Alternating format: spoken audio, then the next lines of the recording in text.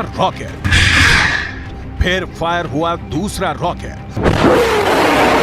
इसके बाद लॉन्च हुआ तीसरा रॉकेट।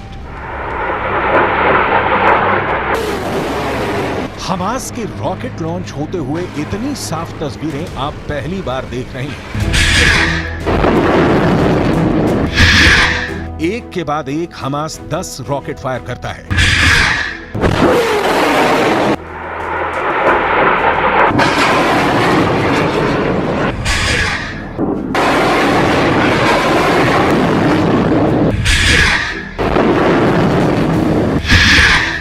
इजरायल के शहर टारगेट पर है और गाजा में बमबारी के खिलाफ हमास ने अपना रॉकेट वाला गोदाम खोल दिया है।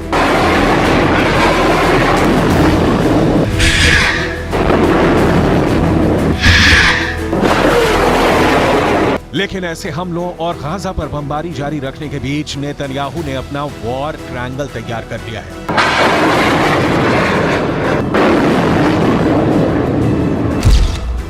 नेतन्याहू के वॉर ट्रायंगल में सबसे बड़ा कोना गाजा में हमास का पूरी तरह खात्मा है। नेतन्याहू के वॉर ट्रायंगल में दूसरा बड़ा कोना लेबनान में हिजबुल्लाह का अंत है, जबकि नेतन्याहू के वॉर ट्रायंगल का तीसरा सबसे खतरनाक कोना है सीरिया, जहां पर इजरायल की एयरफोर्स ने हमले तेज कर दिए हैं। ये तीनों जगह या देश इजरायल के बॉर्डर से लगे हुए हैं और इजरायल इन्हें अपने खिलाफ सबसे बड़ा खतरा मानता है। इजरायल ने सीरिया के अंदर कई सैन्य ठिकानों को टारगेट किया है। ये इंफ्रारेड वीडियो ऐसे ही एक हमले का है। इजरायल का दावा है कि सीरिया की तरफ से उस पर कई तरफ से बमबारी हुई है और अब उसकी एयरफोर्स का यह हमला सीरिया को मुंहतोड़ जवाब है। ये है इजरायल का F-16 फाइटर जेट, रात भर बमबारी के लिए तैयार है। साथ में है इजरायल का F-15 फाइटर जेट। दोनों ही इजरायल के सबसे बड़े मिशन के लिए लगातार तैयार रहते हैं। इन विमानों में दोनों विंग्स पर लगे हैं दो बड़े बम, यानी हर विमान पर 4 बहुत ही खतरनाक बम। इस बम का नाम है जेटम। यही बम है जिससे इजरायल ने गाजा में बड़ी तबाही मचाई है और अब यही बम सीरिया के ठिकानों पर गिराया जा रहा है। यही बम इस वक्त हमास, हिजबुल्लाह और सीरिया के लिए सबसे बड़ा खलनायक बम बन चुका है। हर एक बम का वजन 9.5 किलो से ज्यादा है, यानी हर विमान पर करीब 4000 किलो बारूद लोड किया जाता है और फिर ये विमान इन 4 तबाही वाले बम लेकर उड़ जाते हैं। जब ये बम रात में फटता है तो ऐसा धमाका होता है। इजरायल को अमेरिका से मिले इस बम ने बहुत तबाही मचाई है। इजरायल और लेबनान के बॉर्डर पर बमबारी देखिए। हिजबुल्लाह के ठिकानों को इजरायल चुन चुन कर टारगेट कर रहा है। पूरा महीना लाल अक्टूबर बन चुका है। लाल अक्टूबर यानी हर तरफ खून ही खून। और अब नवंबर की शुरुआत से पहले ही गाजा के साथ लेबनान और सीरिया पर लगातार अटैक होने लगा है। इजरायल इस वक्त गाजा में हमास, लेबनान में हिजबुल्लाह और सीरिया में एक साथ ऑपरेशन कर रहा है। इजरायल की एयरफोर्स के सैकड़ों जहाज इस वक्त 24 घंटे उड़ान भर रहे हैं और इन तीनों जगह पर बमबारी का ऑर्डर मिलते ही बम गिराने का बटन दबा देते हैं। इजराइल ने, आप तस्वीर साफ तौर पर देख सकते हैं, धुएं का गुब्बार आपको नजर आएगा। हम उस मौके पर बिल्कुल नहीं, लेकिन दूरी से हम आपको तस्वीर दिखा रहे हैं। लगातार इजराइल जो दक्षिणी लेबनान के सरहदी इलाके हैं उन पर हमला कर रहा है। अब तक का सबसे बड़ा हमला हम कह सकते हैं। देखिए, पिछले कई दिनों से हम इस इलाकों में रिपोर्टिंग कर रहे हैं, हमको इतना बड़ा हमला अभी तक नहीं दिखा है। हम तस्वीर आप देखिए, भूमध्य सागर के ऊपर धुएं का गुब्बार आप देख सकते हैं।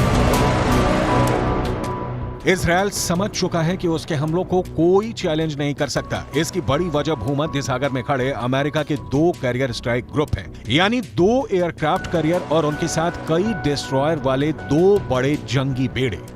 समंदर में ऐसी ताकत दिखाकर अमेरिका बताना चाहता है कि वो इजरायल की मदद के लिए 24 घंटे तैयार है। यही भरोसा है जिसकी वजह से गाजा में इजरायल की बमबारी बिना किसी रोक टोक के जारी है। इस बमबारी की शुरुआत 7 अक्टूबर के बाद से हुई, क्योंकि पहले हमास ने इजरायल में 1400 लोगों को मारा और अब इजरायल ले रहा है बहुत ही खौफनाक बदला।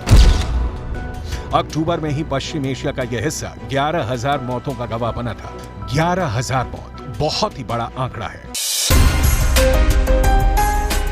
लेकिन अब डर ज्यादा है। हमले लेबनान की दहलीज से आगे बढ़ चुके हैं। इजरायल ने लेबनान बॉर्डर पर हमले तेज कर दिए हैं और इसकी एक बहुत बड़ी वजह है हिजबुल्लाह के कई हमलों ने इजरायल की बहुत ज्यादा बेइज्जती कर दी है।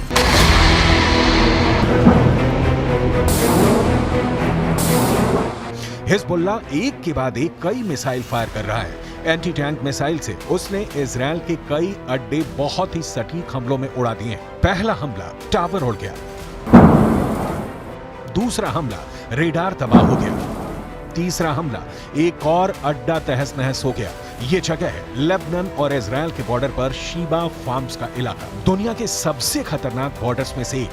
और यहाँ बने हैं इजरायल के 5 बहुत ही खतरनाक अड्डे।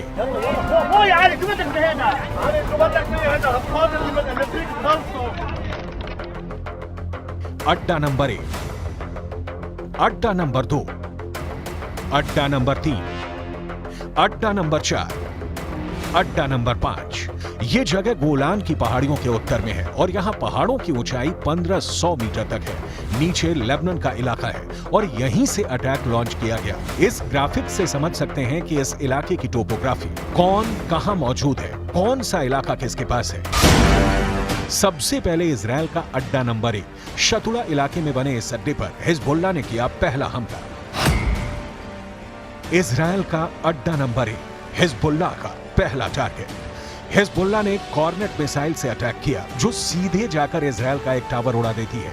हिजबुल्लाह की ये रेंज देखकर इजरायल के कैंप में खलबली सी मच गई है, क्योंकि निशाना भी बिल्कुल सटीक लगा और टावर पूरी तरह तबाह हो गया। इसके बाद टारगेट बना इजरायल का अड्डा नंबर 2। ये भी शतुला इलाके में है और यहां हिजबुल्लाह ने किया दूसरा हमला। अड्डा नंबर 2 हिजबुल्लाह का दूसरा टारगेट। इस बार हिजबुल्लाह ने BGM-71 TOW anti tank missile का इस्तेमाल किया। अमेरिका में बनी यह मिसाइल इतनी सटीक है कि इसने ठीक रेडार स्टेशन को तबाह कर दिया। ऐसा निशाना देखकर कोई भी दुश्मन डर जाएगा। इसके बाद टारगेट बना इजरायल का अड्डा नंबर 3। ये भी शतुला इलाके के करीब है और यहां हिजबुल्लाह ने किया तीसरा हमला। अड्डा नंबर 3 हिजबुल्लाह का तीसरा अटैक। इस बार हिजबुल्लाह ने conquers anti tank guided missile fire की। रूस की ये वायर गाइडेड मिसाइल भी इजरायल के एक ठिकाने को खत्म कर देती है। इसके बाद चौथे और 5वें अड्डे पर भी हिजबुल्लाह अपनी बाकी मिसाइलों और मल्टी बैरल रॉकेट लॉन्चर से हमला करता है और उनका भी वही हश्र होता है जो बाकी अड्डों का हुआ है। हिजबुल्लाह का दावा है कि इन हमलों में इजरायल को भारी नुकसान हुआ है और उसके कई सैनिक भी मारे गए हैं। हिजबुल्लाह के ऐसे ही हमलों के बाद इजरायल चुन चुन कर बदला ले रहा है। वो अब हिजबुल्लाह को कोई मौका नहीं देना चाहता। इजराइल लेबनान सीमा के यारीन इलाके में हमारी मौजूदगी है। किस तरह से जो लेबनान के सरहदी गांव हैं वहां पर तबाही के निशान है वो देख सकते हैं। ये एक इमारत है जिसको निशाना बनाया गया है। यहाँ पर कोई नज़र नहीं आ रहा, देखिए सिवाय एक बिल्ली के। बिल्ली यहाँ पर नज़र आ रही है और देखिए हाल ही में इस पर अटैक किया गया है, रॉकेट से इस पर अटैक किया गया है। रॉकेट के निशान भी आप यहाँ पर देख सकते हैं। आप तस्वीर देखिए किस तरह से इस बिल्डिंग को निशाना बनाया गया है।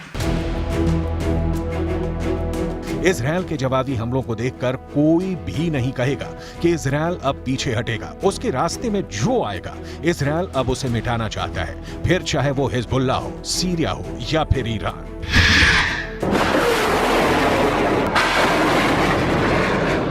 That in response to the Israeli incursions, the airstrikes that are taking place, the Iranians have been telling everybody overtly and loudly that they will proliferate, they will escalate if necessary. And again, going back to those rules, you know, one of the ways that you can escalate without necessarily risking getting your teeth kicked in, if you're the Iranian leadership, is by doing these. Israel और Gaza के बीच शुरू हुई जंग अब पूरी दुनिया को अपनी चपेट में ले सकती है। ये युद्ध लेबनान और सीरिया में तो दाखिल हो ही चुका है। अब पूरा पश्चिम एशिया इसकी जद में कैसे आएगा, सबको यही डर सता रहा है। हिजबुल्लाह इस वक्त इजरायल के युद्ध में बड़ा पलीता लगा सकता है और इसका असर लेबनान की जमीन पर दिखने लगा है। ये दक्षिणी लेबनान है। और यहाँ पर इजरायल के हमलों में मारे गए हिजबुल्लाह के लड़ाकों का जनाजा निकल रहा है। साथ में सैकड़ों लोग हैं जो इजरायल से बदला लेने की मांग कर रहे हैं। 7 अक्टूबर को हमास के हमले के बाद लेबनान इजरायल का बॉर्डर भी एक्टिव है।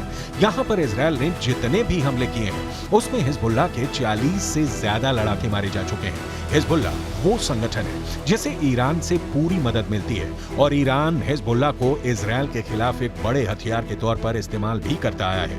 इसलिए अगर हिजबुल्लाह को नुकसान उठाना पड़ रहा है तो समझ लीजिए कि ईरान को भी बड़ा झटका लग रहा है।